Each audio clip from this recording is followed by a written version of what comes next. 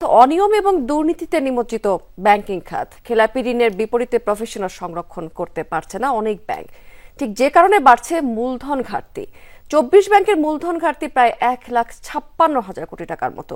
এই বিষয়টিকে উদ্বেগজনক হিসেবেই দেখছেন বিশ্লেষকরা। তারা বলছেন যে মূলধন ঘাটতি থেকে বেরিয়ে আসতে না পারলে সংকুচিত হয়ে পড়বে এসব ব্যাংকের ঋণ কার্যক্রম। খেলাপি আদায় ছাড়া এই সংকট থেকে বেরিয়ে আসা সম্ভব নয় বলেও মনে করে বাংলাদেশ ব্যাংক।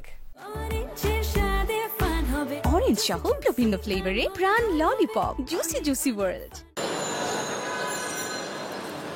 বিগত সরকারের আমলে ব্যাপক অনিয়ম লুটপাটের শিকার হয়েছে ব্যাংকিং খাত। নিয়ম বহির্ভূতভাবে বিতরণ করা ঋণ পরিণত হয়েছে খেলাপিতে, যা আদায় করা যাচ্ছে না। এসব ঋণের বিপরীতে প্রভিশন রাখতে না পারায় মূলধন ঘাটতিতে পড়েছে সরকারি বেসরকারি ২৪ বাণিজ্যিক ব্যাংক, যা ঝুঁকিতে ফেলেছে পুরো আর্থিক খাতকে। বাংলাদেশ ব্যাংকের তথ্য অনুযায়ী মূলধন ঘাটতিতে থাকা ২৪ ব্যাংকের মধ্যে ১৮টি বেসরকারি বাণিজ্যিক ব্যাংক, ৪টি রাষ্ট্রায়ত্ত এবং ২টি বিশেষায়িত ব্যাংক।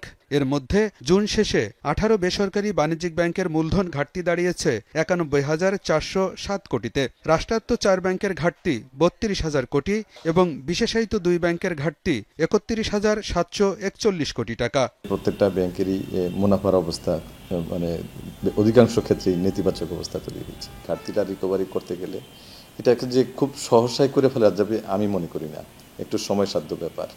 ব্যাংকগুলোর হেলথ যখন ভালো হতে থাকবে, আলটিমেটলি যখন আমার খেলাপির পরিমাণ কমে আসতে থাকবে, আলটিমেটলি এদিকটাতে ভালো অবস্থা তৈরি হবে।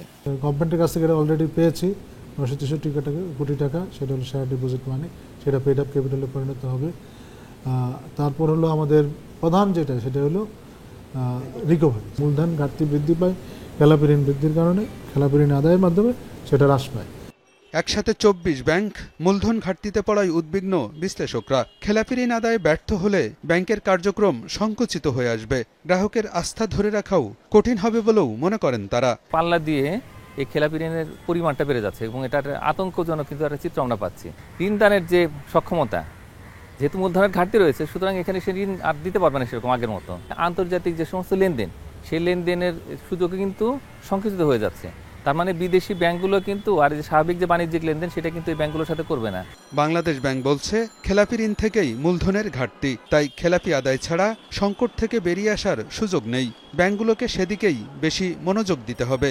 নন পারফর্মিং অ্যাসেটের এগেনস্টে অধিক মাত্রায় আমাকে প্রভিশন রাখতে হবে, কিন্তু অধিক প্রভিশন রাখার জন্য তো আমার অধিক ইনকাম দরকার।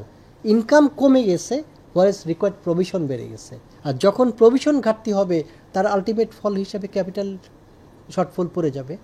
আর ক্যাপিটাল শর্টফল হলে কিন্তু আসলে ব্যাংকের থাকে না কিছু। হ্যাঁ, এই কারণে যতদিন পর্যন্ত নন পারফর্মিং অ্যাসেটের পার্সেন্টেজ আমি ভালো উন্নত করতে না পারবো, ততদিন পর্যন্ত আমি ক্যাপিটালের ঘাটতি পূরণ করতে পারবো না। বাংলাদেশ ব্যাংক জানিয়েছে খেলাপি ঋণ আদায়ে নিয়মিত তাগিদ দেওয়া হচ্ছে ব্যাংকগুলোকে। এজন্য রোডম্যাপ ঠিক করে দেওয়া হয়েছে বলেও জানায় নিয়ন্ত্রক সংস্থা। আলমগীর হোসেন, যমুনা নিউজ, ঢাকা।